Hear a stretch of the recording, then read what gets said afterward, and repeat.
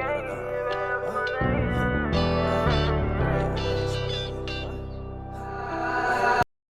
just trying to make it out now. I'm just trying to make it out now. I'm just trying to make it out now. I'm just trying to make it out now.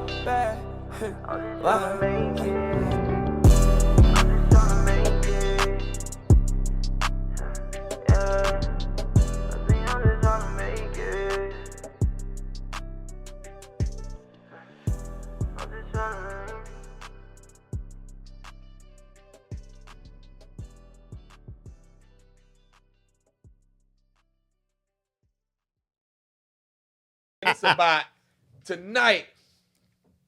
Real deal. Mr. Free Safety. Yeah. And Yeah. T Green, aka the God Barber. Yeah. B. Yes, sir. I'm on my P high tonight. I am too. You looking good in your black and red. Hey man, You looking cute. Boy, look at here. Boy, you looking nice. You look lightweight. Boy, like you look coach. good in your clothes. Ooh. Tonight, TBT, we got a special guest in the house. 11-year head coach. We hide Y'all hiding. in the bushes. You lurking? Ooh. Ladies and gentlemen, That's what a tiger do when he see his prey. ladies and gentlemen, Truth Be Told, viewers and audience members, welcome to the podcast. The one and only Mr. Dave Marino. Yeah. What's up, Coach? Coach Marino. Honored to be in the barber. Yes, Honored sir. to be in the guy barber shop right Hey, here. Yes, sir. God Yes, Barber, sir. God Barber. What's up now? If I'm not mistaken, we had a little story just a few minutes ago, right? Look here, man. If it's got anything to do about Southeast, now God dog, now it's P High night tonight. Now we not, don't do that. Now. Let What you real talk ask a about? question. Go, what? Thank you, God Barber. What's going on? What's going Hold on? up, man. Listen, Talk to me. I came to the shop the other day. You said something about some people was asking you about Coach Marino. Boy, a whole lot of people Okay. got questions. Okay. Y'all trying to dive into it now? Well, no. But you said, some people like, well, they know if the only people or the only person or the only podcast Yeah. that have an opportunity to Yeah. make this happen. Yeah. So, God Barber, you made it happen? What happened, Coach? It was a little conversation about Palmetto Football program. Some people had questions. They were saying, why, how come Palmetto haven't won the state championship yet? What's going on at Palmetto? I think it's Coach Marino's fault. Coach ain't calling the right plays. Right. Coach ain't doing this. He ain't doing I that. love it. So one of my clients say, well, if you have a problem with the coach, you need to go over there to the coach and ask him the question Amen. so he can deal with the problem. My door's always open. So there's one client in my shop. I'm not gonna say his name. I want to put him on blast because I don't want to make him a celebrity. right. He said, Wow. I don't know if I can talk to Coach Marino, man. I don't know how to approach him. But I know who can talk to him. And we was like, who? Who? He said, TBT, Troof Be Told. Amen. So we got you here today, Coach. Yes, We finna get down with these questions, Coach, because the hood got questions. So shout out to that viewer. You knew TBT can do it. Yeah. Yeah, we I'm did. glad to be here. Gotcha. Please, Man- Tiger Nation. The Yeah. man Yeah. right Call here. me, call Yeah. me, collect, come see me. My door is always open. I'm always sir. willing. Yes, sir. Always willing to Yes, talk. sir. Yes, sir. Yes, sir. All right, Coach. Well, hey, man, let's dive into it. We just want to give you an opportunity, just kind of brief the audience on the journey of Coach Marino, because at the end of the day, you're not a Manatee County native. So let's touch on that, Coach. Your journey. Talk about your journey. Yeah, I was born in Camden, New Jersey. I'm a Jersey boy. Grew up lower middle class, lower class. So I've been an underdog kind of guy my whole life. I grew up when those movies you all are familiar with. I was reading the paper when Vince Papale made the Philadelphia Eagles. You all familiar with that Invincible movie? Yes. Yeah. That was truth. That was truth for us. Right. That was real. Yes, sir. Yes, sir. It gave me and a lot of other young kids an opportunity big. And, the Rocky movies, that was always people don't realize that's another Jersey fighter that Sylvester Stallone took his story in that movie. Okay. So, like I said, I was born and raised a lower socioeconomic type kid, hardworking parents, 2, 3 jobs. Yes, sir. So my goal in life was always to make a difference. My mom was, she didn't have her degree, so she wasn't a teacher, but she was an aide.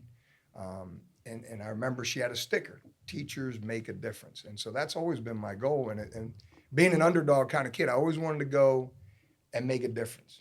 I wanted to go somewhere and take them to another level, whatever it was. And that was the reason why my first job was at Southeast. Yes, sir. I had the opportunity. I got a full scholarship. I played at Rutgers University. Okay. Then had a chance to coach with the Philadelphia Eagles. And when I came down here, my brother is 10 years older, so he was already in Florida, and I was visiting. And I said, where should I go? And he said, man, with your resume, you need to go to Manatee. And I'd asked him why, and he said, well, you played Division I college football, you worked professionally. He said, Manatee's the king. They win state titles, they compete for them every year. And I, sort of took a little drive around, and I got a little lay of the land. And I said, well, what about Southeast? He said, yeah, they win district championships, but they ain't won a state title. And he says, it's not in a great part of town. And I said, we grew up, bro, in a not so great part of town. East Camden, Central Camden, Mount Ephraim Avenue, so there was no doubt in my mind that's where I wanted to go. I didn't know all the area, but when I heard him talk about what Southeast was about, that's where I went. And so, we had the opportunity to win 2 state titles. We were a state runner-up. And then from there, Lakewood Ranch was built. And it was another challenge. It wasn't a lower socioeconomic area, but it was a challenge. And again, an underdog, if you will. Somebody that nobody expected to have a successful football program. And we had the only district championship in school history. We had the only playoff wins in school history. And then you fast forward, Coach Woody. I loved him when he was a player. I loved him when he was a young coach. We would go and take kids to camps together.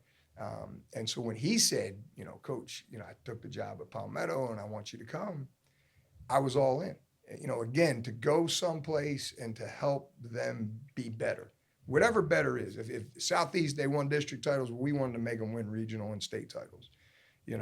Lakewood Ranch had no winning at all. And so to help them win a district championship, win playoff games, I believe success is relative, depending upon what God has blessed you with. So if we could take you from here to another level, whatever that another level is. If you were an average football team and we could turn you into a winning football team, if you were a winning football team and take you in to become a championship program, that's always been my goal. So that's who I am. That's what I'm about. It's always about giving to kids, helping kids. I had those coaches. I'm blessed to have some great coaches that cared about me, that gave me inspiration and provided me with opportunity to get better and to mentor you. And so that's been my mission for the last 32 years in Manatee County. I'll tell you what, Coach, I'm a P-High fan. You know that. But at the end of the day, we have a code around here in Manatee County that, when we play against each other, we'll bang each other up. We don't like each other. But once we get in post-play, we kind of root for each other. And I said all this to say that when you mentioned the Lakewood Ranch team, it kind of took me back, man, because even though, I never thought, now who'd have thought, coming up that we'd be rooting for Lakewood Ranch. But at that time, I was a fan. You guys went to post play, and I remember that. That was, I believe, Markeith McQueen? Yeah, we had, it was 2002. We were district champs, and then we won a playoff game that year and then went down and lost to Aquinas. Yeah. In the second round, and then we were a runner-up and went on the road and won. We won playoff games. Was that my boy? Was Rocky? Quarterback? Schwartz, Rocky Schwartz, Markeith McQueen. Shout out to Rocky Manny Schwartz, Dent, man. That's my dude, man. That's Yeah. Rock. You a bad mother. Son. And that was, but again, Lakewood Ranch kids, it was pretty much, that was when school choice first started. So if you couldn't play at Southeast, you chose to go to Lakewood Ranch. But if you were good, you chose to stay at Southeast. Right. So it was tough building that program. You had to take kids from here and take them to another level. to be able to compete, and and to not just have that success, but to also be able to beat Southeast was huge, because again, we were able to do it with the backups that weren't good enough to play at Southeast, and that chose to come to Lakewood Ranch, and then as winning does, you start winning, then the kids are like, well, I'm going to stay here at my home school at Lakewood Ranch, and then like I said, we were able to duplicate that success and keep going. Lakewood Ranch beat Southeast that year? It was 2000, either 2003 or 2004. Don't be shocked. Oh, okay. Yeah. Was that Demetrius Andrews? No, he wasn't there, was it? Yep, Demetrius was a sophomore. Oh, okay. When we won the district in Ooh, 2002, that boy he was a had junior in double-digit picks that 2003. year too. And then Yeah. I think it was his senior year when we beat Southeast. I think it was 2000. Dominique and all them was there too? Yep. Cremona. Yeah, Dominique DRC was was, definitely. I remember, Coach Slazer gave me the opportunity to do a lot of the recruiting, and I remember just, he wasn't getting recruited, he wasn't getting looked at, and so my philosophy was I'm going to start with the 1AAs, the bottom of the conference. So I cold called every if you were below 500 record in each conference, that's who I started calling, and finally Tennessee State, answered the call. Markeith McQueen was the same way. Markeith McQueen ended up going scholarship to East Carolina. Oh, that's But great. he had the East stigma. He had the Carolina. stigma of being a track athlete that was Right. playing football. because Right. He didn't play football till his He did. junior year. You're right. So, you're a little bit late in the recruiting process and the cycle. I think we're going to talk about that a little bit later. Okay. And that was another one. I still have it to this day. The coach, thank you so much, because again, back then it was even harder to recruit, to try to identify kids. So you had to have relationships. You had to call. You had to put the work in and make those calls and try to really market your kids. You still have to do it nowadays, but it's a lot easier with social media and video and so forth. And like I said, it was tough, but yeah, Markeith McQueen ended up becoming a good football player, real good football player. Well, Coach, you mentioned recruiting. We might as well stay in that lane, because at the end of the day, Coach, I'm just gonna be honest with you. I've coached, with you. I've been in the trenches with you when you were an assistant coach, when you started out at Palmetto High School and then transitioned into a head coach.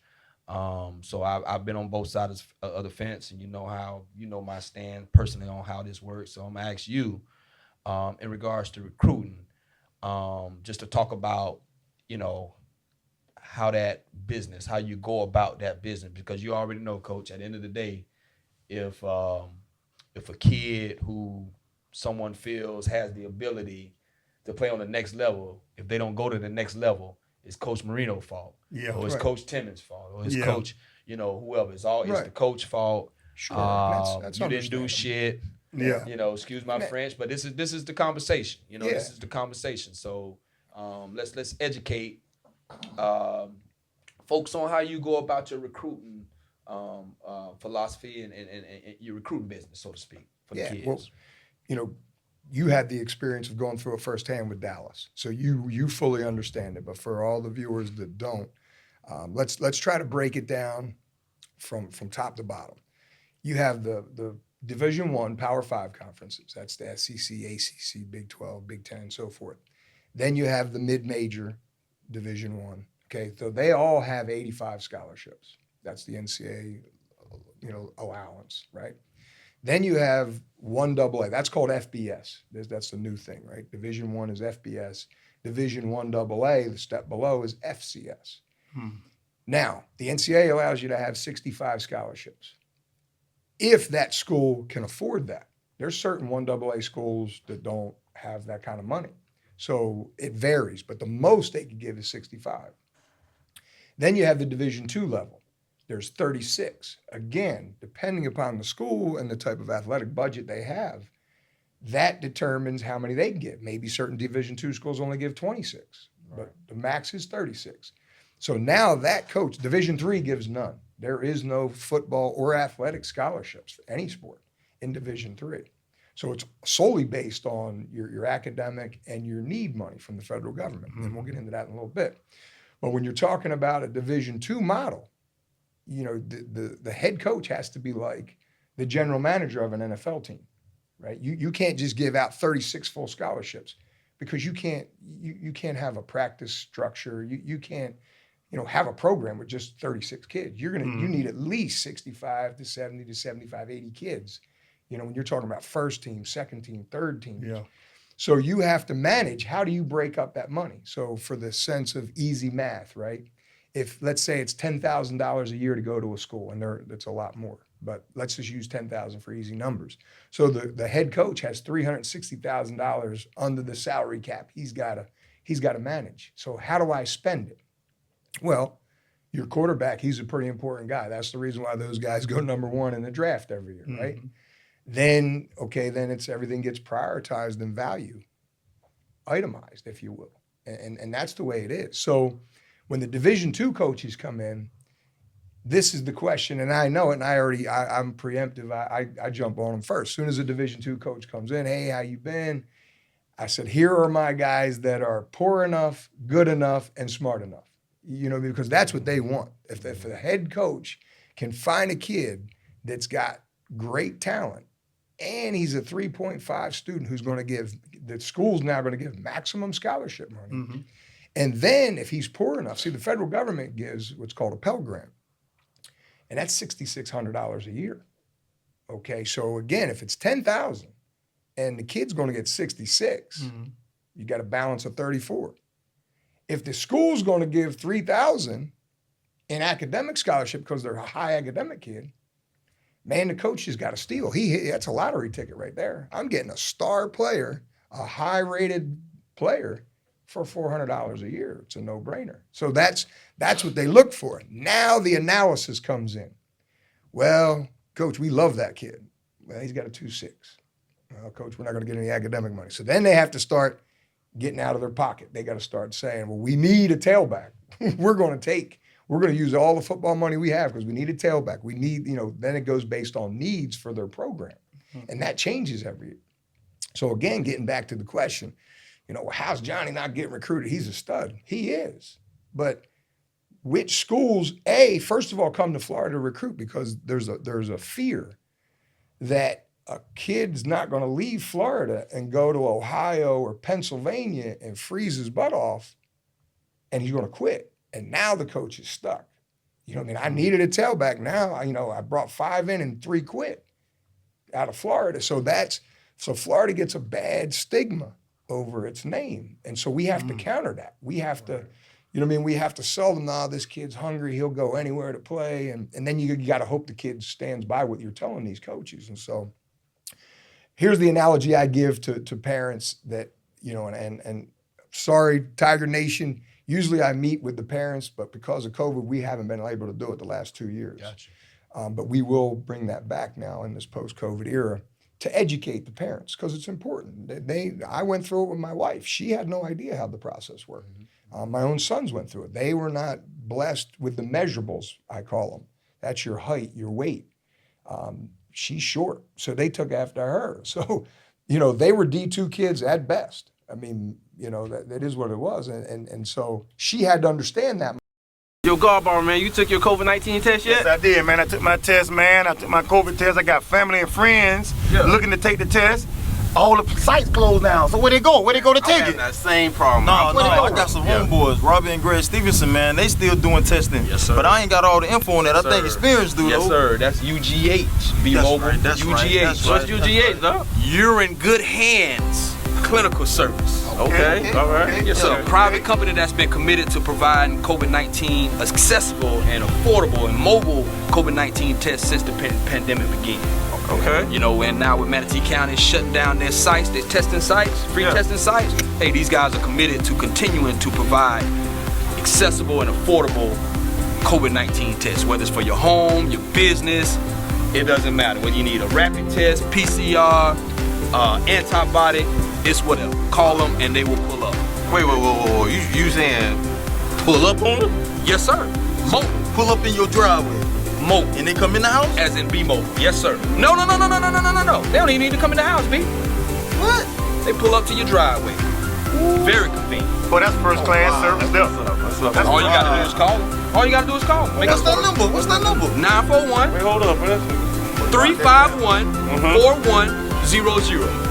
Once again, that's 941 351-4100. And if you mention TBT, they'll show you a little love with a little discount. Ooh. Wait, hold on.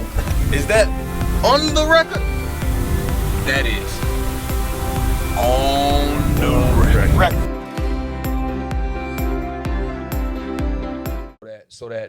So to what do you say to that barbershop critic that says, well, and I've heard this, Coach, and I get tired, but you know, how many D1 players has Coach Marino had in the last 5 years, or what D1 player has Coach Marino developed? Well, Reggie, I'll give you some old time examples. All right, Reggie was on the team. When we won the state titles at Southeast in 93 and 94, there's no argument, there's no debate in any barbershop. 93 and 94, we had unbelievable talent. I mean, you're talking D1 corners, 2. You're talking a D1 Power 5. Oh, 6. yeah, right? Yeah. But I'm still gonna launch that investigation in regards to that 93 squad. But go ahead. But Reggie, Real will attest to this. There's too much talent. My offensive lineman, I had a left tackle that weighed 230 pounds. I had a left guard that was 190 pounds. I had a center that was 5'9", 205 pounds. See what I'm saying? So, you know, again, getting those kids to play at another level. And then my left guard that was 190 pounds as a sophomore ended up through hard work and technique and so forth and marketing, he ended up getting a Division I AA scholarship to Eastern Kentucky University. So that's what I say to the critics. I can assure you I'm going to do everything in my power to first develop your child, and then sell your child to the next level, whatever that next level will be. And again, it's not up to me, it's up to the coach. You know, and again, you know, you talk about perceptions. People say, you know, well, this coach, you know, gets all his guys offers. Are they real offers? Are they committable offers? Yeah. See, if we want to talk truth, let's talk truth. Let's not live in lies. Let's not live in fantasy land. Yes, sir. You know, you see kids locally here, this Power 5 offer, and then they're at Marshall. Nothing against Marshall University. It's great, but it's not a Power 5 school. Right. Well, how'd that happen? Well, because those offers weren't committable offers, you know? And so people don't realize that. They see on Twitter, oh, he's getting this offer. He's getting this. Coach, why aren't your kids getting offers? I don't play that game. College coaches have asked me, Coach, you want me to give them an offer to get the engine started, because that's the other thing too, and we're all guys in this room. You know, we see a girl in the club and we don't pay her no mind. All of a sudden, guys start hitting on her. She becomes better looking. And then all, you know what I mean? Yeah. And so that's part of it. Do I want to get into that game? No, because now you're giving a kid a false sense of security. Okay, I get Brian Waiters or Kevin Jackson a fake offer to get the ball rolling, and Kevin holds on to it like grim death. He's got posters at his school now. I'm going here. Kev, I don't want to break your heart. That was a fake. So I'm not fake. I can't do that. You know, there's certain integrity that I think we all should live by. Right. Right. But that's part of it. Right. I could easily make Palmetto look better if I did that and got into that game. But you know, when our kids, truth be told, when our kids get offers, they are committable offers. They are real offers. Right. Yeah. You know, Coach, the reality is, I didn't invent this, but the reality is people judge schools based on how many kids are going, you know what I mean? Like, Absolutely. Everybody loves it. Absolutely. Who's going D1. So do you take pride? I know you take pride in that, but do you actually sit back and count and say, oh, look, you know, over the last 5 years, I've had this amount of kids. If so, what would be your ballpark figure? Perfect example, okay? And to throw stats, right? Okay, when I was at Southeast, in the 10 years I was at Southeast, I had 13 offensive linemen get Division I scholarships in the 10 years. Again, Reggie Green was going to get his on his own, but the other kids, through people I knew and Colin and Coach Meckley calling, that created opportunities for other kids. So our hard work helped them. It's got to be them too. Again, the college coach is the customer. So they're going to buy what they want to buy. But the partnership, if you will, the kid working hard, developing his talents to the best of his ability, the coach reaching out, developing contacts, it's all part of it. And what I say to the critics, if Palmetto, we don't have enough D1 guys, then we must be outstanding coaches, because the success we had on the field, if we're doing it with not Division I guys, and if these guys are Division I guys that we fell short in getting them scholarships, y'all are delusional. Then how many D1? And I get it, man. It doesn't matter if you get a scholarship, you get a scholarship. But how many over the past 5 years? How many D1 scholarships would you say Palmetto has sent out as far as kids go? We had LeJontay Wester, most recent. He's at Florida Atlantic right now. FAU. Shout out Okay. to FAU. We had that receiving core was a great receiving core. One of the receivers had Division I offers, but academically wasn't a qualifier. And so that's again, there's only so much we can do. You know what I mean? In January, February, March, and April, coaches don't get paid peanuts anyway. And then in January, February, to add an extra hour to our day, which we do, and you were a part of it, Kev, providing an academic session, for a kid, we're doing our part. I mean, we can't go take the test for them. Yeah. So to provide a structure where coaches are giving up an extra hour of their time, we're not just training them on the track and in the weight room, but now giving up another hour to give kids an opportunity to reach their goal. Yes, sir. What else can we do? You know what I mean? There's only certain things, there's only so much a coach can do. And so that's, and I say it, believe me, parents, I fight for our kids, and I call out some coaches and I say, hey, what's the deal? If we're dancing toe to toe with the best, Miami Central last 2 years, they had 5 Power 5 guys. We had one. Floyd Dozier was the most recent. And then if you keep going, beyond Floyd this past year, he just graduated. Then LeJontay and so forth and so on.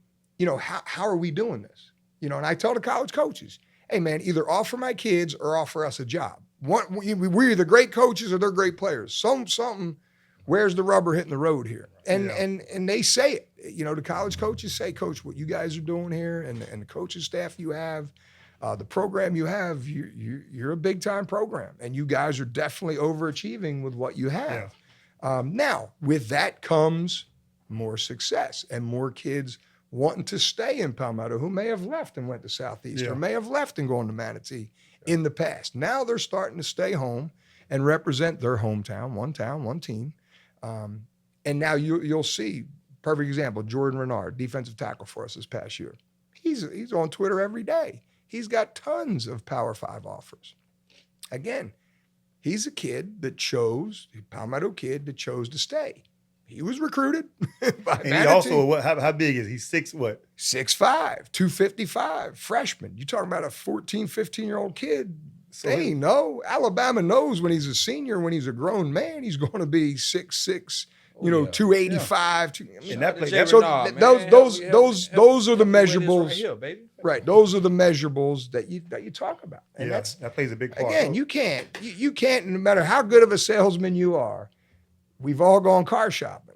Come on, man, you can't tell me this Ford Focus is the same as your Ford Mustang. Come on, man, and unfortunately it sounds cold, but again, you got to be honest. Yeah, that's true. It's the truth. Like, Coach, as far as like academics, because I have parents that come in the shop when a kid, a football player, academics is not up to par, they put the blame on the coach. Right. Okay. Everything's going to get blamed on the coach, and that's understandable. Because you're the head of the ship. Absolutely. You got some parents feel like if a kid is not eligible, it's the coach's fault. Like, what do y'all do to help kids out that have, academic issues? Like, some parents say, man, it shouldn't be no way this kid should be ineligible. What Coach Marino doing? Coach Marino is not doing enough to get this kid eligible. What do you say to those parents that think that way? And again, Coach Jackson was on the staff. And I always said when I first took over the program, my motto is we will lose the right way before we win the wrong way. And that means if school's not important, if getting to meetings on time is not important, if missing practices isn't important, I equate it to a normal work week. Okay, Monday through Thursday, right? If you can't make it to practice Monday, well, then when the game starts, you shouldn't start the game, because when we started the preparation week on Monday, you weren't there. If you're late, well, when the game, referee blows the whistle at 7:30, and we did that, you're going to play, you show up late to school, then you're going 10 minutes, 15 minutes late, then that's when we'll put you in the game. So we've always tried to show a consequence for your actions or lack of action. And same thing with academics. We check. If you got D's and F's, then, we have our way of trying to encourage you to study a little bit more, pay attention in classes. And then if it becomes a problem, we know, hey, you're heading down the path where you're going to be ineligible anyway. So if you don't change, we're going to take it away from you now. We're going to take this carrot from you now. And again, Coach Jackson can attest to that, whether we sit you a half, whether we sit you a whole game. So we have done that. And so these are the safeguards you put in to try to keep kids on track. But some kids, for a lot of different reasons, they're having to work 2 jobs to help out at home. There's a lot of reasons why kids are ineligible. And it's not the coach's fault. But what do we do to try to overcome, right? Perfect example, Coach Stansel and myself this morning, right? We have workouts from 8:30 to 11:30. Well, we stay till 12:30, 1 o'clock. So the kid could get a computer in front of them and work on their summer classes right now to get eligible. First of all, there's no excuse for being ineligible, okay? If you sit there in class and you're not on your phone and you're paying attention to the teacher and you ask for extra help and you're doing all your assignments, if you fail a test, you're still going to get a C because of all the other factors that go into your final grade. So when a kid, we tell them all the time, if you fail, you got to look in the mirror. What are we doing? When we talk to teachers, I have constant communication with teachers all the time. What's wrong with Johnny? Why is it, And so, and that's what we do. And we call Johnny and say, Johnny, come on, man. The teacher told me you're on the phone the whole time. You're flirting with the girls. You're not staying focused. So we try to encourage them in a strict way, punishment, up, down, whatever it is to get you on track. And then if that don't work, we're also providing the academic support. January, February, we're giving you an academic session for an hour. Summertime now, and you got to understand, you could blame the coach and we're good with that. Yeah. But for coaches that don't get paid enough for in season, and for coaches, and what I've demanded of my coaches to do this extra work with their children, you got to look yourself in the mirror. I know I can look myself in the mirror. You're asking a heck of a lot from a coach that you ain't paying very much money, and you're demanding an awful lot from them. And I'm good with it because this is what I wanted to do. This is my Christian mission, if you will. I decided to do this. 32 years ago, I said this is what I wanted to do. Yeah. And so, you're always going to have people that are going to have opinions that, he should do this or he should do that or it's his fault. It is what it is. People are always going to blame, but they definitely going to do that. Well, Coach, I got a question for you. I'm sitting here listening. I want to kind of go back to the recruiting aspects. 2 things. One, I got to agree with you, man. Head coach get blamed for a lot of stuff. Right. I did a research paper on high school coaches, college coaches at one point, and that was my real opportunity to dive in and just get a good aspect of what a high school or college coach or NFL coach go through on a day-to-day basis. Mm-hmm. And now you talk about a high school coach that gets a stipend that, if you break down the numbers, the hourly wage is not good, it's not good, right? But the demand on what you do for your athletes, right? What would you say to parents, or do you feel like parents should have more? They should be, when we talk about recruiting, what do you expect from your parents? Do you expect for your parents to get on the floor with you and really get out there and help promote their children? Do you want the parents just to give all that to you as a head coach and your staff? Hey, you get my kid recruited. So what would you say to parents, if anything, or do you believe that parents should do and get involved in that recruiting process as well? Absolutely, they have to be involved because, again, we're in this together. We're in a partnership. I again, you make the analogy that the coach is sort of like the agent. So we all have to be on the same page how we're going to go through and wade our way through this process. They need to be informed. That's why I love to meet with the parents every year, and it's been unfortunate we haven't been able to do that and educate and inform the parents as much. But no, I definitely want the parents involved. They have to be involved. Same way, what are the goals? I got to go D1, or well, where do you want to live? I have an aunt that lives in South Carolina. Okay, then let's focus our effort and energy there, because now you should probably go to camp there. That's another piece to part of the recruiting process, is getting kids to go to camps so that they could be in front of the coach, so that maybe I'm an inch shorter, but my work ethic, my attitude impressed that coach enough that he's going to, when he does his value analysis, all right, yeah, he's an inch short, but man, I love the way he works. I love his attitude. So that's important.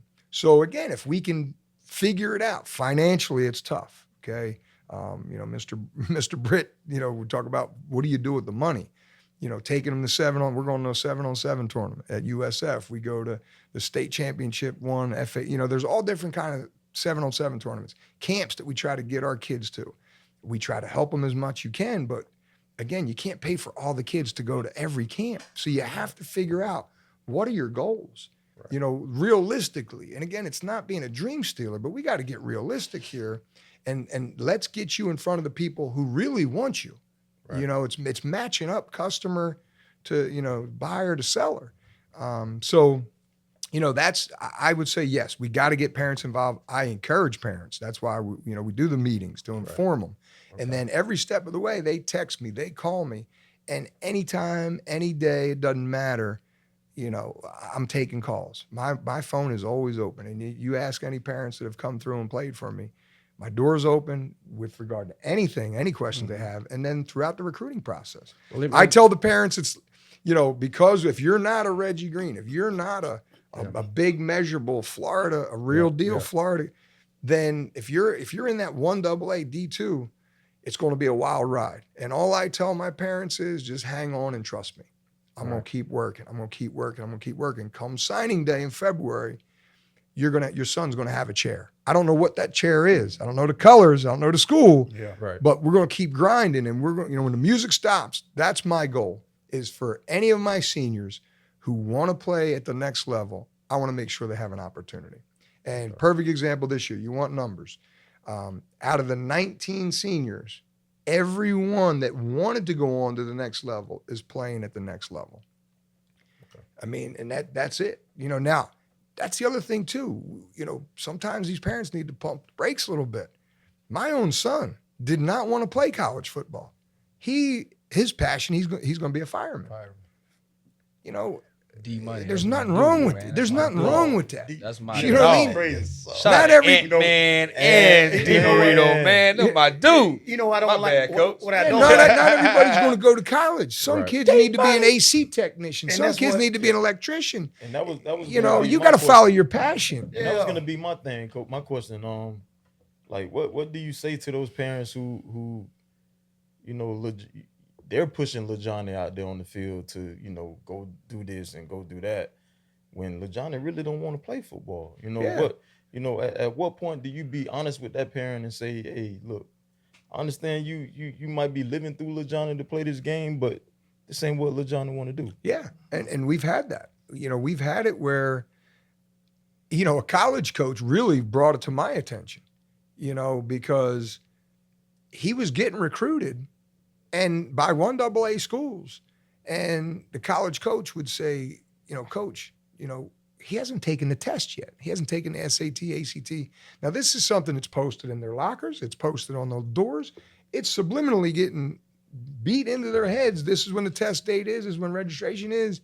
And literally coaches pulling him in, signing him up for the test, doing everything you possibly can, and then the kid doesn't show for the test. And finally, a college coach said to me, he said, Coach, did you ever ask him if he wants to play college football? And I hadn't, but the college coach is like, Coach, it's sitting right in front of you. The evidence is there. Yeah. This kid does not want to go to college. Right. And so when you ask that question, hey, what is it that you want? Then the truth comes out. And so, that's part of it. That's part of it. And so what you basically enlighten the parents and you say, hey, I know, you may have had dreams, but let's talk to what your son's dreams and goals are. Right.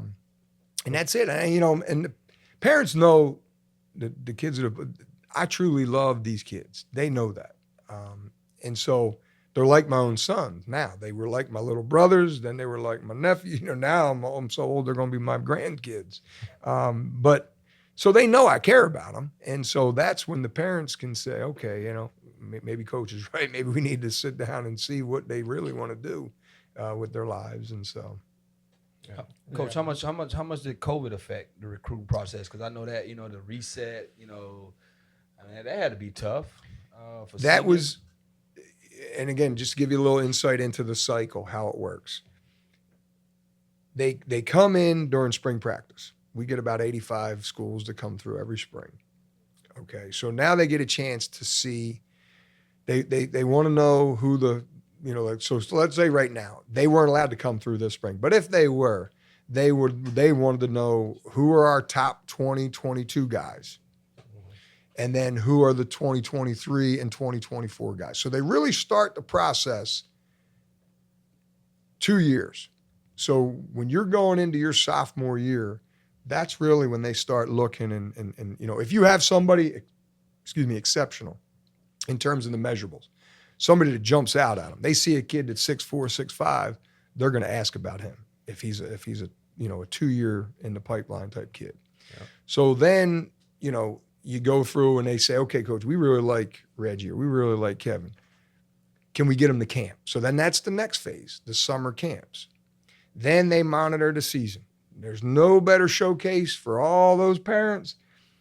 When that coach turns on the video, Friday Night Lights, there's your exposure. A lot of times, you want to get the kids to camps, but the best exposure is the Friday Night Lights. You go out there and you produce on Friday night. You can't deny it. You can't debate it. It is what it is. Right. And so after the camp, they're going to scrutinize your video from your season. All right. And then when they come in December, if they're trying to still fill some guys for the early signing day or they got left, because the college coaches are on the other side of it too now. You know what I mean? Yeah, when the kid's got 3 hats, 2 people are disappointed. Now they're going back and dialing for dollars. Hey, coach, what did Reggie do? We lost this kid. We thought we had him locked up and he picked another hat, So, and that's a trickle-down effect. So now with the process and the cycle, December signing, it's really been great. The NCAA did a great thing in doing that because now the Reggie Davises, the Reggie Greens are done. So now the mid-majors, the Bowling Greens, not the Power 5 D1s, the 1AAs, okay, now this is what's left. Now we know what we can go actively because it's tough to throw your hat in the ring against the Alabamas and the Floridas and so forth. So, that it shakes out so that now the race to February gets interesting. That's really when it heats up. Yeah. And so during that process, they're still, hey, I saw Reggie Green or I saw Reggie Davis last spring, coach. I want to see what he looks like now.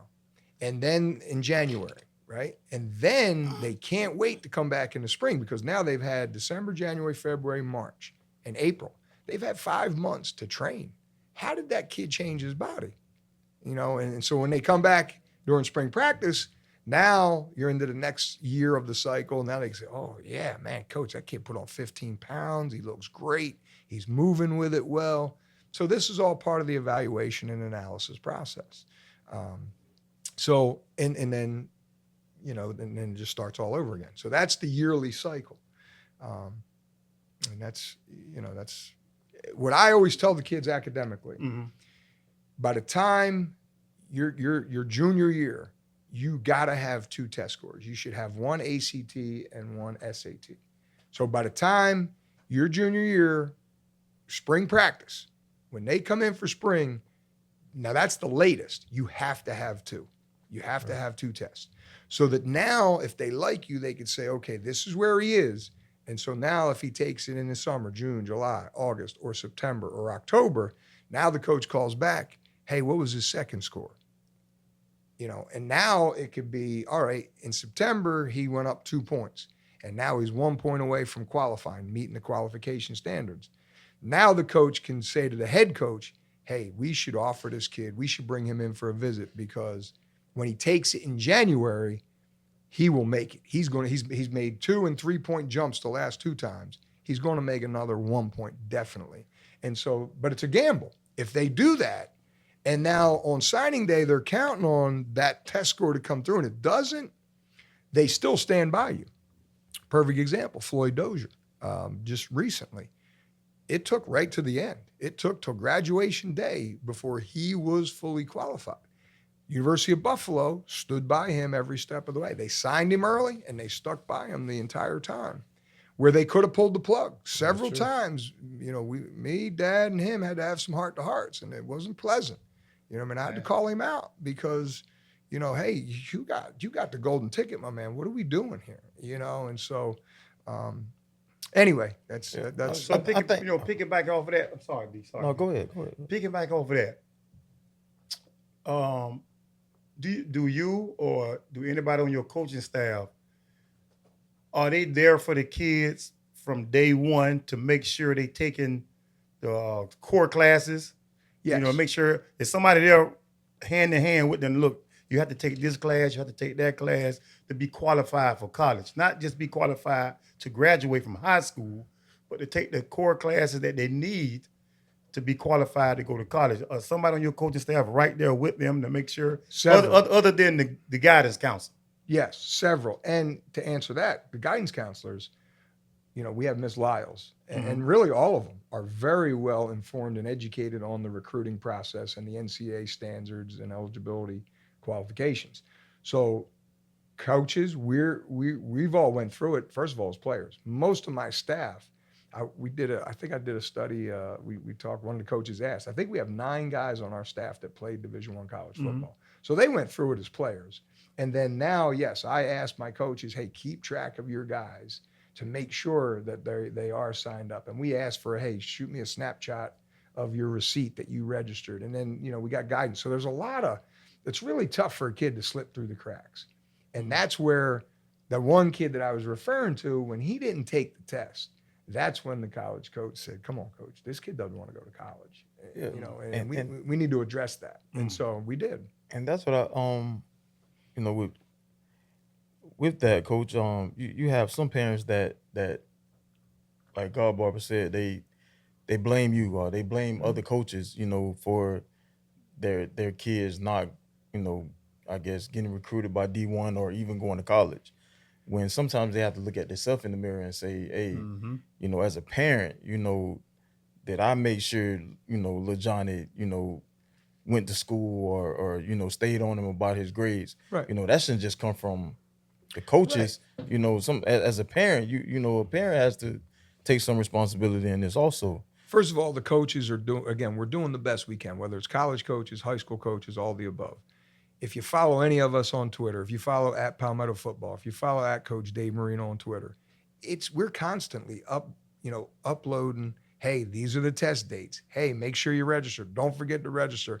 So in this era of information age we live in, where you're constantly being, you know, bombarded with information, there really is no excuse. I still do it the old-fashioned way with putting posters and things up with the test dates, but that's old school. You know, it's really more for aesthetics and constant reminders as well, subliminal reminders. But the electronic age is where we need to do it. So we're following. If you follow me, you go back, you look at my tweets.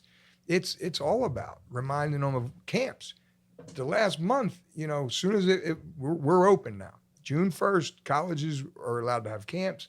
They're back. We're back. We were on almost a 2-year in terms of the cycle. We were on a 2-year, you know, COVID absentee. You know, they couldn't come to campus. So the kids were not getting that exposure. They weren't getting seen. And yes, there is going to be a COVID effect.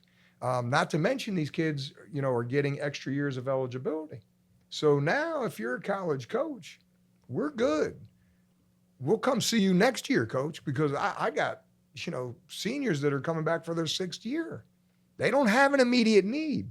So yes, there's and I said that this COVID effect, people don't even realize, lockdowns and all that, the effect it was going to have. And people didn't want, and I said, I don't know if these kids are going to die of COVID, but their careers are going to die, Right. and we're taking opportunities away from these kids. We were all worried about everybody's health, but also I was worried about the financial impact, Right. the financial death they were Yeah. going to suffer. Right. Yes, sir. Well, And so- Coach, I know when we talk about programs, and I had the opportunity to go to Palmetto and check out their practices. I took the time to do that because my 8th grader is about to become a freshman, Mhm. and I felt it was only right for me to go out and check out all the programs Mhm. and see what was going on. My question to you though is, with the way things are going now with student athletes being able to choice here, there, Right. students leaving for various reasons, Mhm. what effect has that had on your program, positive or negative? And what do you do when you think about your program and the direction of your program and what you have to do to keep those players there so they don't leave? What do you do? and you've been around me when we were at Southeast together. I've always believed, my saying is, hey, there's the gate. If you don't want to be great, okay, me and my coaches, we invest a lot of time and we want you. We're here for you. We're not here for the money. We don't get paid. We get yelled at. We get blamed, but we're here for you. If you want to be great, then this is the spot for you. You are going to be coached by the best coaches in the state of Florida. And that's not, when you talk about our defensive line coach, Greg Walls, played for Jim Levitt at USF. When you talk about, our offensive line coach, who was Steve Cucci, played at Houston, and Dumaka Atkins, who played at Florida State. That's when I hire people, I don't hire people just to fill spots. They got to fit a certain criteria. You better care about kids, truly care about kids. You better be qualified yourself to teach technically at a high level, because that's where we're at. We've built the program now. We play at a high level. And so that's the way we handle it. If a kid wants to leave, I'll hold the door for you. If you don't want to be a part of this, and that's the ironic thing. I got accused of illegally recruiting kids. Legally recruiting, I wouldn't even wear Palmetto gear to my own son's Pop Warner games because I never wanted to even tread close to that line.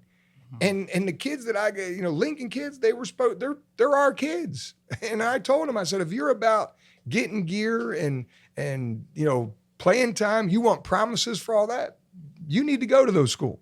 I said, because that's not what Palmetto's about. We're going to care about you. We're going to push you academically. We're going to push you to be the best you could be athletically. And that's it. So to those kids that want to leave, feel free. If this isn't for you, and I don't want to say we encourage them, but this is what it is. We're not sugarcoating it. This is what you are stepping into. If this is not for you, we understand that. Right. And there's no hard feelings. And that's kids just within our own school too.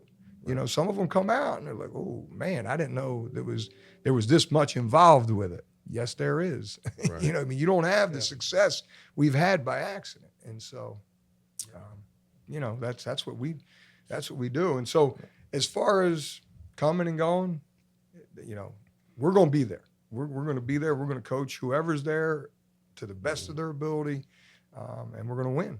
Now, Coach, we've had a lot of success, a lot of success. Dating back to when Coach Woody brought you in, Coach Woody had a lot of success. Yeah. Would you say you kind of picked up where Woody left off, or did you create the Palmetto magic that's going on now? Coach just Woody. talk about some of that Palmetto success. Yeah, Coach Woody, first of all, did an outstanding job of doing what he talked me into coming and joining the fight, which is just keeping Palmetto kids in Palmetto. And not going to Southeast or not. The success we had at Southeast, we were very fortunate to have Palmetto kids, just like Manatee. very fortunate to have Palmetto kids. Very fortunate. So Coach Woody just wanted to keep the Palmetto kids in Palmetto and give them an opportunity to be very well coached in a great program to create opportunities for them to be the best they could be, for the team could be the best it could be. And so it was started with Coach Wood, and then I just carried on with it. And you know, the backstory, and I still kid him to this day, when I went there, he had this mission. This is his alma mater now. He loves Palmetto. He loves the Tigers. 2 years in, I was his O-line coach for 2 years. He called me. It was Christmas break. And he said, hey, I'm going with Tag to Western Kentucky. You know, my first reaction was like, but what about the dream? I thought, you know what I mean? You talked me into this. I'm all in. You know what I mean? Let's go. We're building it. And then he left. And so I kid him to this day. I say, you know, I'm fulfilling the dream we had, 13 years ago. And he laughs and he's like, Coach, you far exceeded the dream. Experience was a part of that dream. When you experienced it. And Kev was there. I was the O-line. I was the O-line coach. Kev was the wide receiver coach. So he knows what we went there to try to do, and we're doing it. And so, you know, when I say to the people, believe me, T, you know, I was at my wit's end last year, you know, and I had to call my mentor, Coach Beckley. And I said, Coach, I know you're enjoying retirement. I said, but just give me a few minutes of your time. And I was like, Coach, what am I doing wrong? He was at the game. We lost 30-28. You know, I said, Coach, what am I doing wrong? He goes, nothing. He goes, man, some of them plays you called, or, you know, Ty and your coordinators, he goes, you guys did everything you could. He said, it's just you're not ready yet. And the 305 is a different deal down there. You know, and I'll just give you one stat. Dade County has 365,000 kids, right? Mm-hmm. Manatee County has 56. Now let that sink in, right? Okay. So if you take 365, so if you take Sarasota and Manatee County, you're still a third. You're only a third of the way in terms of a talent pool to draw from. So Dade County is a different beast, and we're there. You know, and I say, not this past year, but the year before, when we were up 30-28. We score. We could take the lead now, 37-28. It's a wrap. You know what I mean? But we didn't. Touchdown got called back. Yeah. You know what I mean? And so now the difference was the Palmetto, our kids, they thought they could win. Yeah. Miami Central knew they were going to win. You know what I mean? When they were, because when you win state titles 6 out of 7 years, it's just what's expected. Yeah. Our kids really, they thought they were going to win this year too. But again, it's just, you know, you can only do so much. When you take a kid from here to here and the kids you're going against are here, you know, it's just at some point, you know, the David and Goliath story is nice, but at some point, Goliath's just too dang big. Well, Coach, man. You know, let me ask you this, and while we're talking about Miami Central, can we get two-parter? Can we get over the hump? Can we get past them? And if so, what is? Well, it won't be Central. It's going to be the Dade Broward County area because we went from 6A, now we're in 7A this year. Now I don't know if that's going to last. They're going to reevaluate. This is a 1-year deal. They're going to reevaluate for a next 2-year cycle. Will we go back to 6? Maybe. I don't know. Maybe we'll stay in 7. But so, and to answer your question, Central's still in 6, and I think they may have dropped to 5.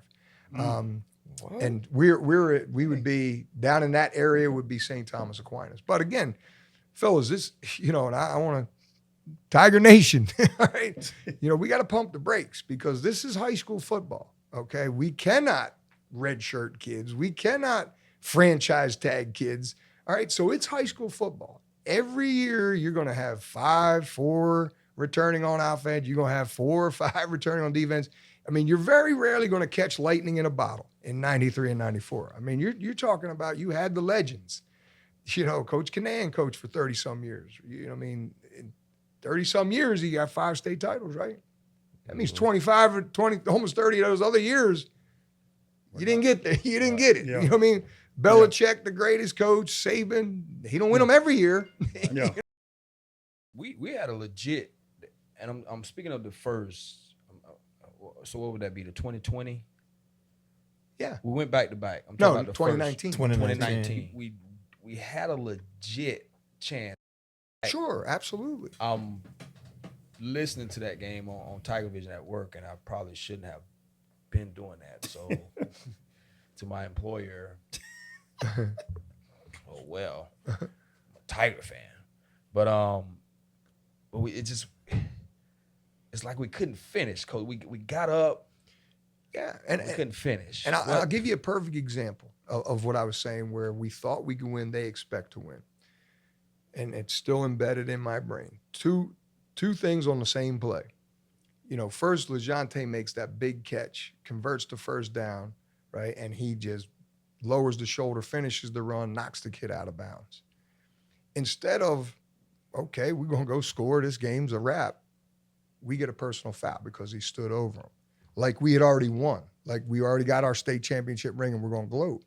Well, the game, you know what I'm saying? So right. that losing our focus right there, that personal foul, you back up yourself. Now we dial it up just the right time, catching a blitz. And we score the touchdown on the screenplay to Sajal Hickson. Mm-hmm. Right? One of my linemen, he's in a tussle all night going against a, stud, D1 guy. He had him. Screenplay though. But I'm going to pancake him. You don't have to pancake him. You know what I mean? But again, you're like, I got this guy. I'm finally I'm gonna win this battle. You don't need to win that battle. We need to win the game. We need to win the war. And so that's where when I say we thought we could win, if you knew you were gonna win, you'd have done your job. You know what I mean? You'd have done your job, let them go. You're right. Now, Coach, I gotta channel my inner receiver coach in me, and I gotta take up for my guy, LeJontay Wester. In no way in the world we're saying that he was the cause of losing that game. Yeah, no, absolutely not. I'm just saying those are just certain things. If it had not been for some of the plays that son of a gun made, not just that game, but throughout the season. Right. Absolutely. And I get that. It's just certain things you highlight throughout the game. I get that. And a perfect example.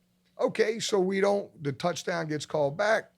Right, because we had, like I say, even though, LeJontay penalty, we still had another opportunity. Yeah. You know what I mean? And then our defense had a chance. Right. We're still winning 30-28. Right. And then the defense gave up a long drive. Again, y'all piggyback off of each other. It does. You know what I mean? If we score, the defense is a little bit more confident now. We gonna play it out. Different kind of energy. Now it's like, oh shoot, they're gonna get one more shot at us. Can we stand up? And now they're like, oh yeah, we got this. We got this. Well, Coach, I think a big part you said, you made mention to it, about they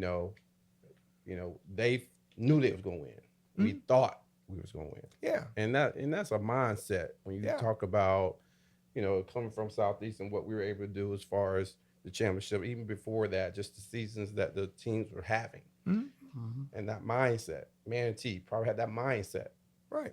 We got to get Palmetto on that mindset. We're there. We're there. But again, the 305 has really transformed. Miami's always had great teams. Right. But it just seems that we've built a lot more schools and diluted the talent pool to where, proportionately, they may be building schools, but not at the same rate proportionally as with regard to their population. And that's why I go back to the stat of how many kids they have in Dade County compared to how many we have in Manatee and Sarasota and Ann. And so that's where it's just a different deal. And it's home field advantage has a lot to do with it. When Venice beat Aquinas, they were home, and when we were standing real toe to toe, with Central, we were home. And so that's part of it too. You just, you want that home field advantage is important. Well, Coach, before we switch lanes and we talk about your off season you just recently had leading into the spring and moving forward, I just want to throw a fun fact at Mr. Real Davis. Mm-hmm. Okay, Marino came down, went to Southeast, helped y'all get over the hump. Prior to coming to Southeast, you had 2 state title appearances, correct? Because you talk about the mindset that Palmetto need, right? Absolutely. I get what you're saying, but before he came to Palmetto High, I want you to realize that they had 2 state title appearances too, including 1 title. All right, Coach, let's go to the off season that we just recently had. He's not even gonna let you rebut that, unreal. This is P High. This is all about the high. You don't even get a rebuttal there, unreal. I'm with you, dog. And you know what I mean? Oh boy. He's an undercover Tiger. Check his underwear.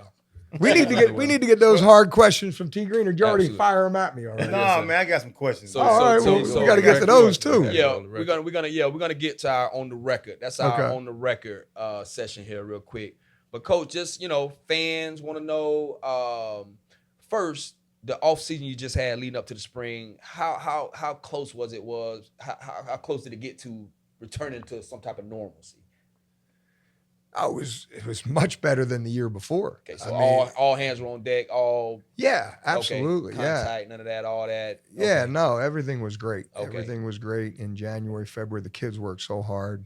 Okay. Spring practice, we were a little limited because we played Tampa Jesuit a week early, so we didn't get before the game, we didn't get our normal preparation time of 19 practices, and then you play the spring game. So that was the only thing that was really different. But COVID-wise, everything was, was back to normal. So I know the score or the outcome. Everybody judges the spring game and look at it. Some people look at it like it's a regular season or Super Bowl game, but it's really that time you have to evaluate prior to going to the summer to see Right. who you're gonna go into war with before you train to get bigger, faster, and stronger. So obviously the outcome of the spring game was disappointing on our end as from a score standpoint. But Absolutely. what did you coaches take away from the spring and even the loss of the spring game? What did you guys take out of that and it's using be that positive nucleus moving forward in regards to the summer?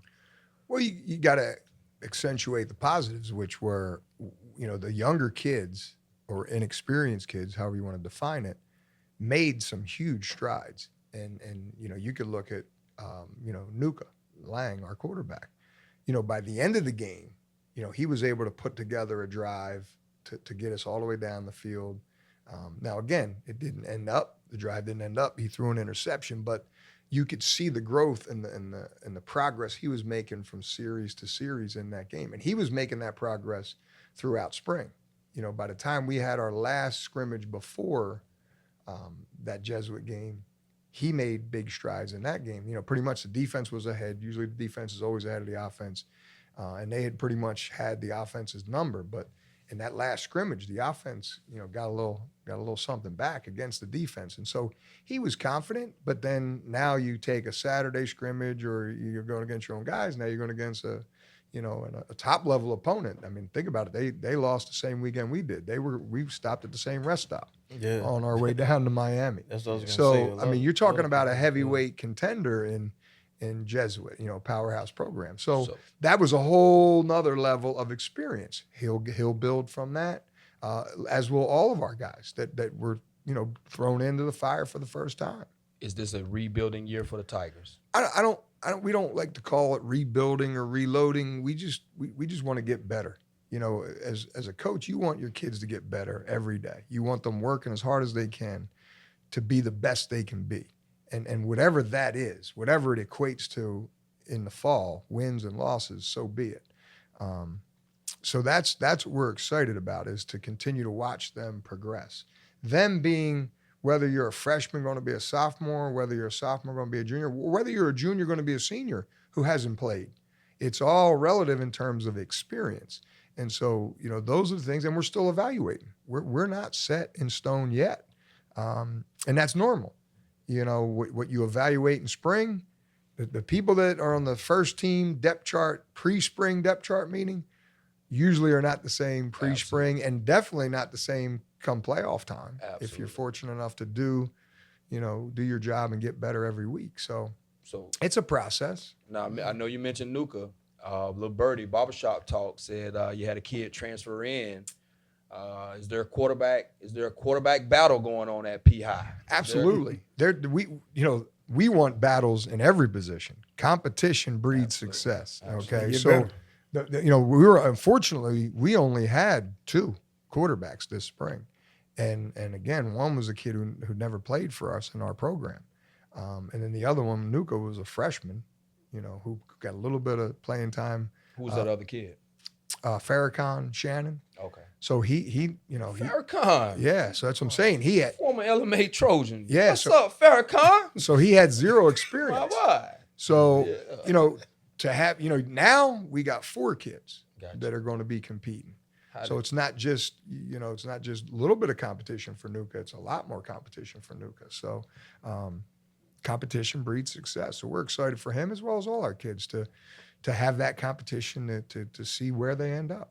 Coach, man, go ahead. I get all day locked in Palmetto High football, man. I want to talk about who gonna fill them big shoes. Sajal Hickson left behind, man. I wanna know it all, man. I'm nosy, man. I want to know the Jordan Renard, how that went down, how Coach.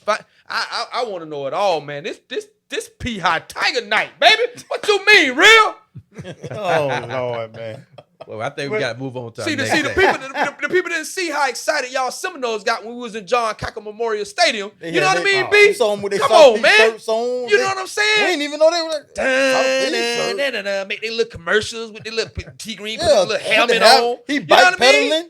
Big green helmet. That was big green helmet. Y'all better come on now. Well, if he would have been at safety with that helmet, y'all better Jesus. come on now. But listen. Let's switch it. Barbershop talk. Yes, sir. Barbershop Are we talk. going on the record? We on the record. We on the record. We going on the record. Yeah. Barbershop Okay, so talk. here we're gonna do on the record real quick. I Okay. don't mean to intercept. Yeah. Let's go around. Okay. Twice. Everybody get a question around the record. So we go around twice. We get 2 on the records. Yeah. All right, go ahead. Barbershop question. Okay. Manatee County is spoiled. They think if any one of these high schools don't go to the state, the coaches are not good. Okay? And Coach Canan is at the top of the mountain. Yep. What do you say to these people in Manatee County, in Palmetto, in my barbershop? This is what I hear all the time. Boy, if Coach Canan had the talent that Palmetto got right now, Coach Canan will have 5 state championships, or maybe 10. Boy, if Coach Canan had the talent that Southeast High School had, Coach Canan will have 20 state championships. Why is it that Coach Canan is the only coach around here that can produce state championship with talent? Why do they say that? Why you can't bring the state championship to Palmetto? Why they keep saying if Coach Marino was Coach Canan, he'd have 10 state championships? What you say to that? I say, what are they drinking while they're getting their hair cut? Because, again, the facts are the facts. We went down this past year to Miami Central. We had Floyd Dozier as our Division I, not a Power 5 guy, University of Buffalo. Mm-hmm. Sajal Hickson, 1AA, Tennessee Martin. I think Josh Siplin, our quarterback, could have been a D1 kid, maybe even a Power 5 kid. That's a whole nother show. He thought he was a basketball player at 6'4", 6'5". Quarterback, you can write your ticket. You have the measurables. 6'4", 6'5", 3 guard in basketball, I don't think those measurables add up.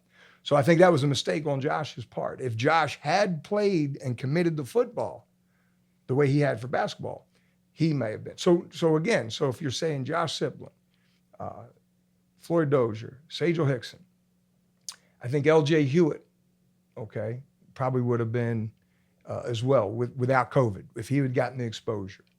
Okay, you haven't gotten to 5, and those 5 guys aren't Power 5 guys. So again, if you want to sit down and really break down Coach Canan's teams player for player, I mean, I haven't had a Heisman Trophy winner, I'll tell you that. In Tommy, you know what I mean? Yeah. When you talk about Tommy Frazier, he's had Heisman Trophy winners. He's had, Power 5 guys. We haven't had them. You know, I mean, we had Jack Allison. And before that, when I was the O-line coach, we had Kedrick Johnson. Kid. And we had Big Damian, kid. and, What's and, up, and we kid? had Damian Copeland. Shout out to Kid. Right? DC, So that's my Kev, dog. help me. Yeah. How many Power 5 guys have I been around in Palmetto for 13 years? Right? See? Ked, Kid. Kedrick. Damian, Damien, DC. Josh Jack Hicks, Allison, Josh Hicks. and Josh Hicks. That's 4. I mean, you're talking 4 in 13 years, though. You're talking Miami Central 5 on one team. You know what I'm saying? See, we think Manatee County is the only county that has talent. The state And of we Florida do, got and we're talent. very blessed. Yeah. Absolutely. I say that to the college coaches. You know, you all want to go to Orlando, you want to go to Hillsborough, you want to go to Pinellas. I tell them you're missing the boat. Sarasota and Manatee County, I'll put us up against any. Dayton Broward, I tip my hat. Yeah. But we beat Hillsborough High this year. We beat Pinellas Park. You name all the Pinellas County schools, Hillsborough. Lake Gibson. Yeah, I mean, Polk, you name it. We've beat them. So, and again, and these are guys that Power 5 guys that we shut down. Mm-hmm. You know what I mean? If they're in terms of a tailback. Tailback from Pinellas Park, he's up at Florida State. Held him to under 100 yards 3 different times. So, again, we would have to really sit down and say, okay, what are we comparing here? You know what I mean? And I, Newt Rockney, Lou Holtz, if they could come in and win a state title with what we had, God bless them. My hat's off to them. Yeah. You know what I mean? We're doing the best we can. There you go. And if it's not good enough, There you go. fire me because I go make more money at Walmart. There you go. So please, There you go. But right now, I love these kids. I love what we're doing. I love representing the community of Palmetto. So Yeah. Now, Coach, let's kind of go back a little bit. That infamous, what was it, 61, 62-0? yeah, 62. it was a mistake. Can, It was a mistake. B. We all have regrets in yeah, life. can you kind of go into, what the comments and that absolutely, situation? absolutely. You know, And explain that. Reggie, B. You was on the sidelines, Spirit. Yes, I was. I was too. Yes, I was. But before he answered that, I like you brought that up, B. I like that. yeah, Coach, you saw the Coach's Legend episode. right, I asked Kanan about that. Yeah. right.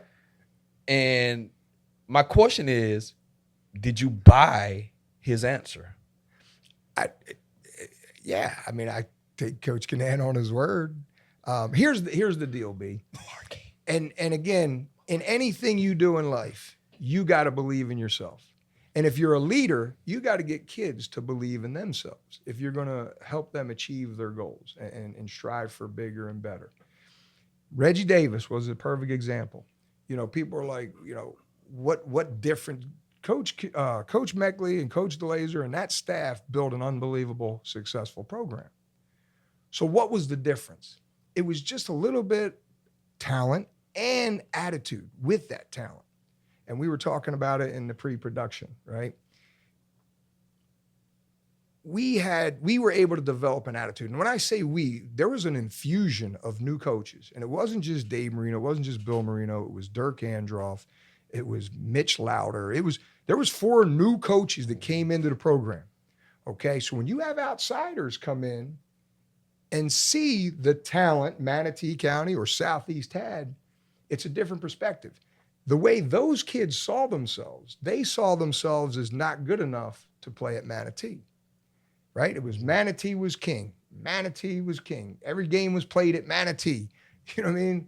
Right? Everybody played at Manatee. There was no home and away. And I remember going to Coach Meckley and saying that as an outsider. Coach, why do we play all the games at Manatee? Why don't they come to our house? Where's our home field advantage? And he said, well, that's just the way they do it around here. I said, Coach, how are we supposed to get these kids to believe in themselves if our house isn't good enough for Manatee? And so that's what I think me and my brother and Dirk Androff and Mitch Lauder, we brought an outside fresh perspective of how talented you guys were. It wasn't BS. And a little bit of a swag or an attitude or a confidence that No, you're not second-class citizens. The best didn't get recruited to Manatee, and you're leftovers. And now fast forward to Palmetto. It was even worse. Poor Palmetto. Southeast and Manatee were taking their guys. So, and that was the reason why, my underdog mentality, how this all started. That's why I went with Wood to Palmetto, because I want to help kids, man. That's why I got in this in this profession. I want kids to be able to believe in themselves, that they can carry on beyond football and be successful in anything they do and be confident. So it's the attitude piece. Now, technique, you better be a good technician and scheme and call plays. That's all part of it too. My brother played at Duke. He's an outstanding D-line coach. Myself, Dirk Androff was a wide receiver coach. He played Division I. So we had technique, we had scheme, we had all that too. But I think the big difference was for us at Southeast was that attitude. And by the time, you talk about thinking you're going to win and expecting to win, 98 was probably that was one of the greatest coaching jobs I think I've ever been a part of. We started off the season 0-2. And one of them was a district game to Manatee. We had to go to a 3-way tiebreaker on a Monday night. First of all, we had to run the table just to get to that tiebreaker opportunity. Then we had to win the tiebreaker on a Monday night, and then we were road warriors. We had to go to Miami. We had to go to, everywhere, East Coast, back and forth for 3 weeks in a row. But again, he laid the foundation. We started when he was a freshman on the JV program, because me and my brother, we all started as JV coaches before we ended up becoming varsity coaches.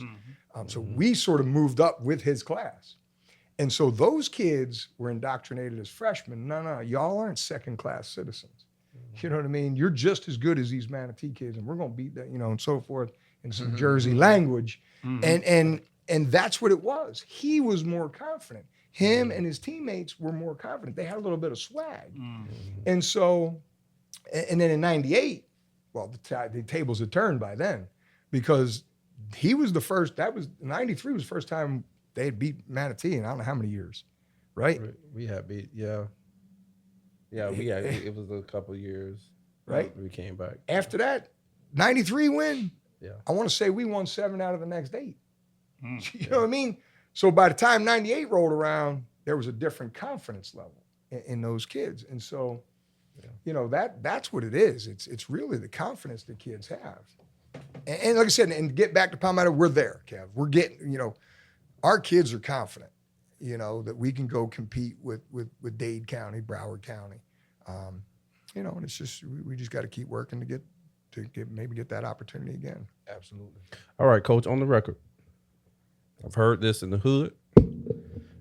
I'm going to ask this question. Yeah, the hood want to know. Hood got some questions. Hood got The questions. hood want to know. Shoot. Got questions. So, Coach, you had a cornerback that went off to Central Michigan. Yes. Heard the hood say that was a definitely D1 Power 5 guy. Absolutely. The hood want to know Why? And here's the deal. All we do is create opportunities. I don't get involved in personal decisions. That's your personal decision with your son and your family. He had K-State. He had Iowa State. He had several Power 5 offers. He wanted to go to Central Michigan. He had a friend, Kwesi, from Sarasota. That's where he felt comfortable. He loved the coach. The coach did a great job recruiting him. The mom felt comfortable. Here's the other thing. I went through it with my own children. They could have got a better financial package to Southwest Oklahoma State than where they went in New Hampshire. Southwest Oklahoma State, you had to fly into Houston. Then from Houston, you had to fly into Oklahoma City. From Oklahoma City, you had to drive another 2 hours. New Hampshire was a straight shot, 3 hours, boom. Same thing, Central Michigan, where it's located, these regional airlines now, whether it's Frontier, Allegiant, Spirit. So it dotted all those I's and crossed all those T's. That's not up to me to make that decision. A lot of coaches will pressure kids into doing things, because they want their resume to look good. Right. You know, and you know, at the end of the day, it's not our place, you know, to pad our resume. Oh, we got another Power 5 guy and all, you know, those questions. That's not important to Coach Marino. What's important is Kevin Jackson's happy and his family's happy. And Reggie David, you know what I mean? We're in this for kids. It's not about my legacy or my record for how many kids you got Power 5 scholarships for. So to answer your question, that was their choice as a family. Good. Believe me, I was on the phone with Iowa State and Kansas State the morning he signed that paper.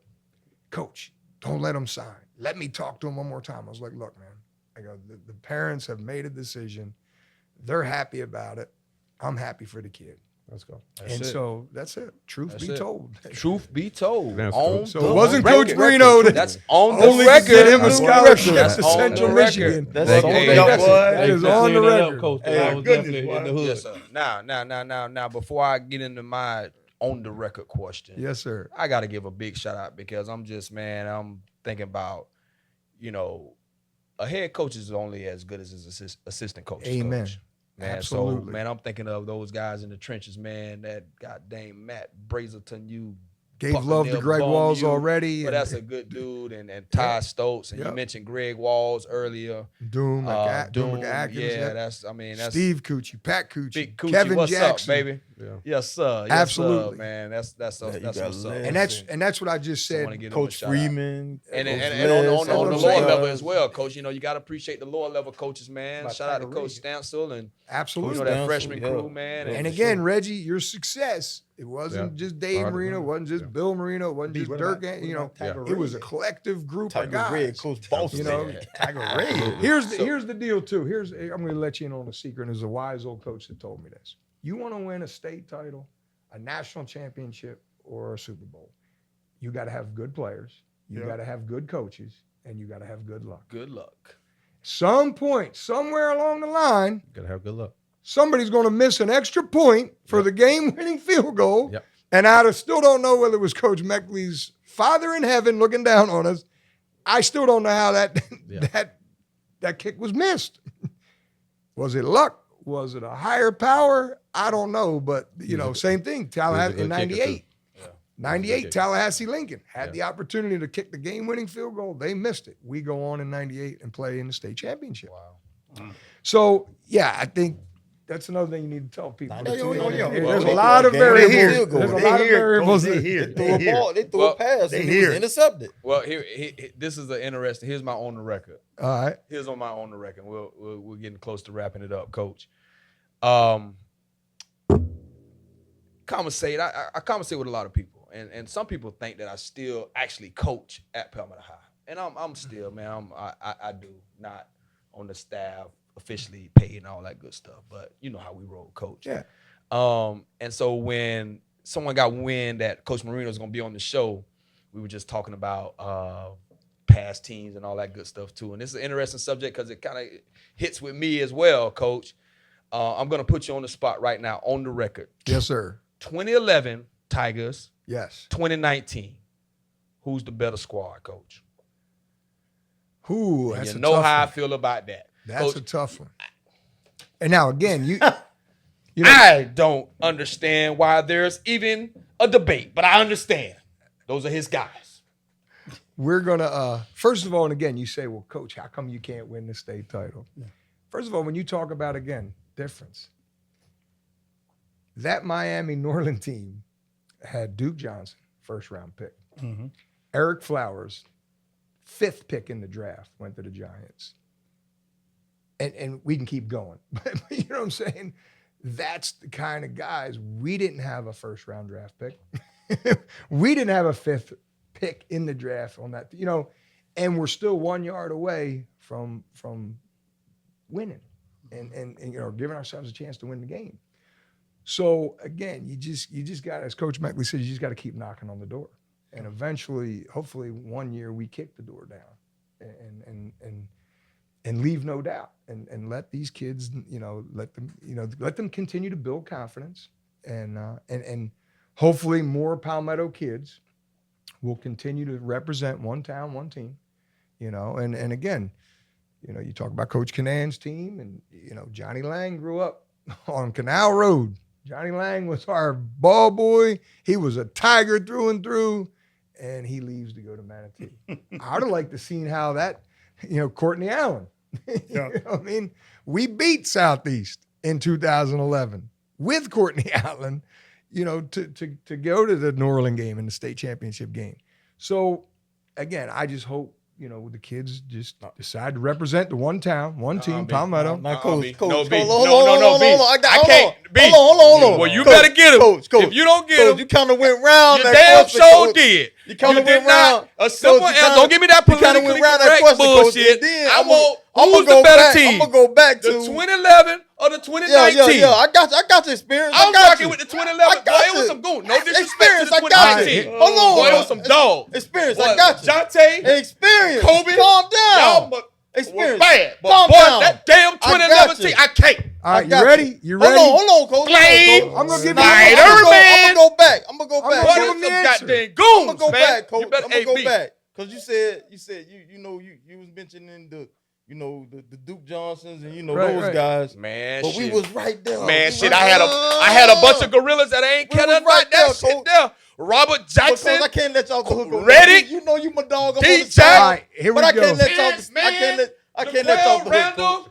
Cavey, James Johnson, Kearney, Lord. Spider-Man, That's what Coach Fitz got to say. Richards, man. Okay, he finna answer. He Shit. finna answer. He Boy, finna answer. look at here. He finna answer. And you had guys like Lewis, Experience. He finna answer. young Louis Quinones and Daquan Washington. finna answer. And they ain't talking about offense. Experience. Come on now. Calm down. He finna answer. This is He finna why. answer. This is why. Calm down. Experience. He Okay. finna answer. Okay. All right. Okay. This is how hard this question is, and I'm just going. It's not. No, it's going to be rhetorical, and you don't have to answer. But who's better, 93 or 94 team? Now we'll let that simmer. Oh, I couldn't. That would be a hard one to pick too. We can debate that. 2011, 2019. 93 was illegal. I'm saying the 2011 team. Okay. there it is. Yep. Hood, you got your on the answer, Hood. On the record. There it is. It's On the record. On the record. On the record. Yep. Now I can rest. I can rest easy now. Coach, before we close this up, I think I want to ask just one more thing. You've been in this county for how many 32 years. 32 years, Coach. That's a long time. Yes, sir. Coach, you've seen, heard about a lot of athletes in this town. Absolutely. If you had just the Peter Ward. opportunity- No. Peter Ward. No, you coached him. Oh, Lord. You coached him. I coached you had- against a lot of guys. If you had the opportunity to pick one guy that you just wish you could have coached, Oh, that's easy. out of all these teams, out of 32 years you've been here, outside of the people that's been on your teams, what athlete would that have been? That's easy. As the guy Barber summed it up, that Manatee County, there are so many. Right. I mean, in the top 5, Tommy was special. Tommy Frazier. Reggie Green was a bad man. Now I coached him. So outside of the guys I coached, I'd love to have Tommy on my team. I'll tell you what, I would have loved to have Elijah Freeman on my team. Mm. Elijah was slept on because he was at Bayshore. Eli. Elijah was a bad boy. He I was, played he against was, Elijah. Eli was when a we wild- were Elijah watching, was when a we played Bayshore, even though we bad beat him, it was Yeah. like, okay, we got to stop this dude. You know what I mean? Yeah. Yeah. He was, so, you got to give props to Elijah. Him He and was- Malinky? Chris Malinky? I would Some say, bad boys, Elijah was- I mean, again, the mistake I made stirring up that hornet's nest. Yeah, you went around that question too, Coach. Christmas, that's a hell of a player right there. Christmas, you know what I mean? good player. Marcus Christmas. All right, I got you. But Coach, You know what I mean? So yeah, if you're yeah. putting a team together, shoot probably the whole D line, but Yeah. definitely. But you know what? It'll be, yeah. I don't want my boy to get beat up too much about that infamous game No, because that's again, that's my ball it was coach. the And media here's- gonna do what they do and take stuff And out here's of the context. deal: it was again trying to get people to believe in themselves. Right. We right. were on the cusp. You know what I mean? We had that magical run, right?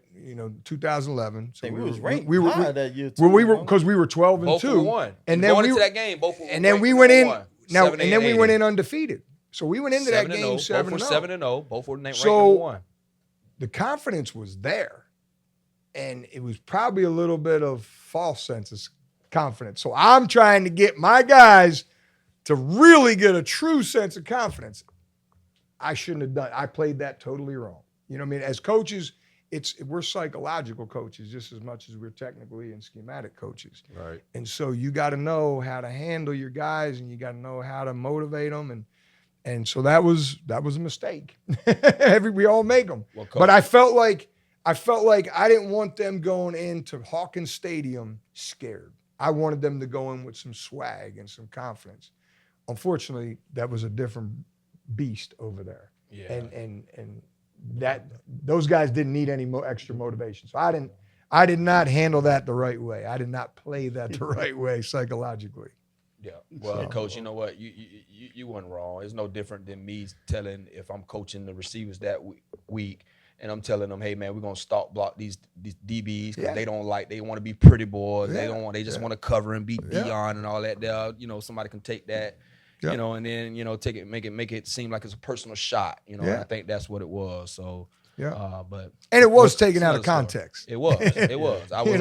My hat's off to Doug Fernandez. He knows how to ask questions and poke you and interview was over. Absolutely. Yeah, the interview was over with. And I really the statement was, I'm a fat guy, and the only place I like to run to is the refrigerator. He made it seem like I was saying that about those kids, but I was just saying, but anyway, it was not a good tactic. Well, thanks for clearing that up, Coach. And I'm going to ask you one more question before we close this up. I know we have the president of your booster club here. I mean, your booster program here. Yep. So we want to definitely get to him.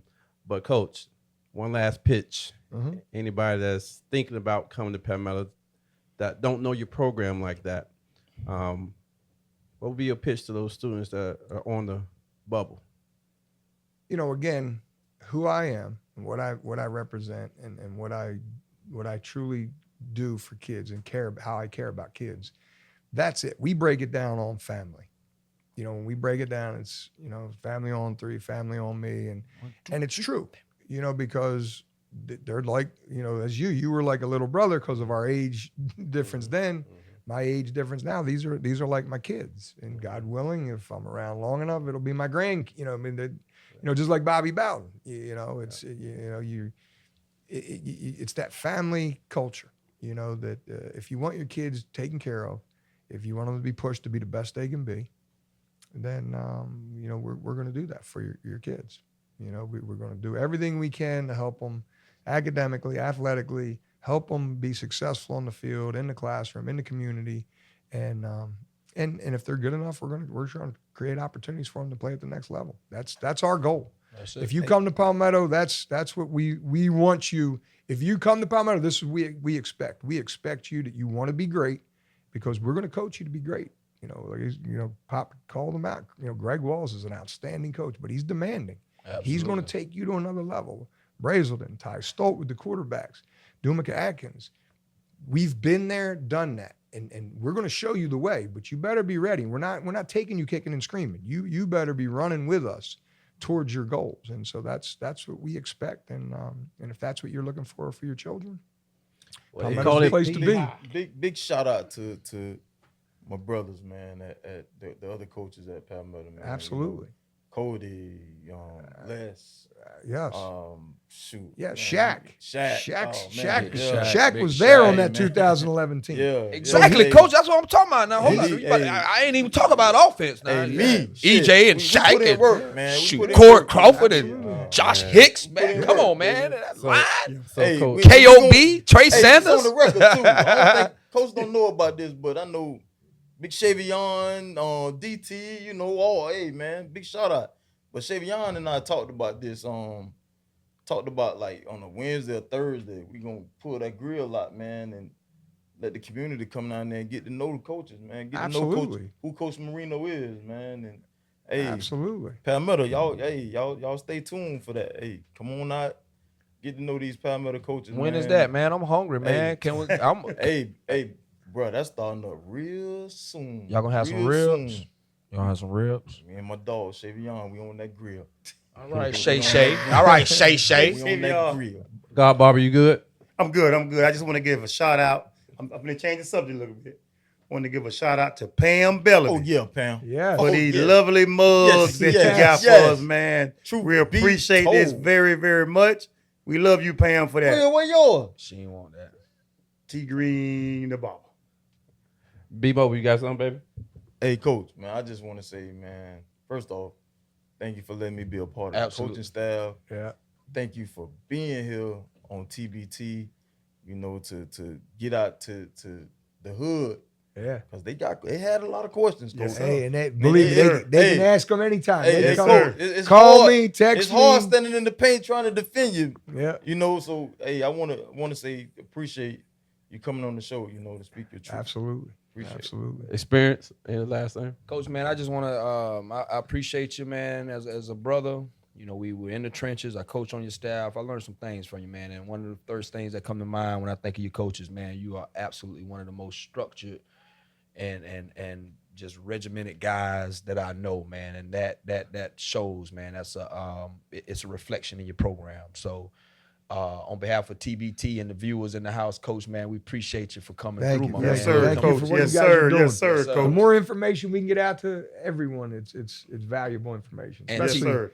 about Yes, sir. recruiting and just everything. All those questions, I'm always willing to ask. or You answer. answered all the hood questions. Yeah. Yes, I hope sir. they satisfied. Yes, sir. All right. Some of them might not be, but hey, There it is. you manned up and you answered all the Hey, questions. man, you know TBT, what we here to do, man. We here to educate, uplift, and entertain. And man, as usual, Coach, there's always three sides to the story. In this case, there's that P high side is your side, and then is what? Troof Troof Be Be Told. Told. And it's on the what? On the record. I'm just trying to make it out now. I'm just trying to make it out now. I'm just trying to make it out now. I'm just trying to make it out now.